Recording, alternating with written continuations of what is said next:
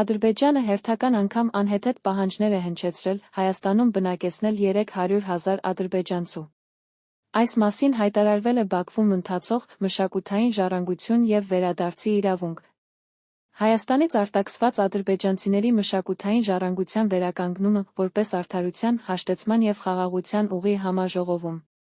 Արևմտյան Ադրբեջան համայնքը կազմակերպություն է, որը միավորում է հազարավոր մարդկանց, որոնք վերջին 200 տարիների ընթացքում փուլ առ փուլ արտաքսվել են Հայաստանից, հայտնել է Ադրբեջանի իշխանությունների ստեղծած համայնքի վարչության նախագահ Ազիզ Ալեկբերովը։ Նրա խոսքով կազմակերպության նպատակը հայրենի հողեր ավելի քան 300,000 փախստականների, որոնք հարկադրաբար հեռացել են իրենց պատմական բնակության վայրերից, վերադարձի ապահովումն է։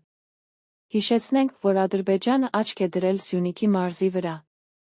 Եթե հայ իշխանությունները իրենց հոգու շռայլությամբ համաձայնեն այս արկածախնդրական պահանջներին, Ադրբեջանի հաջորդ քայլը կդառնա Զանգեզուրը գրավելու փորձը։ Ադրբեջանն իր պահանջներն ամրացնում է պատմական փաստերով, որոնք դրոշմում է Ադրբեջանի ԳԱԱ-ն։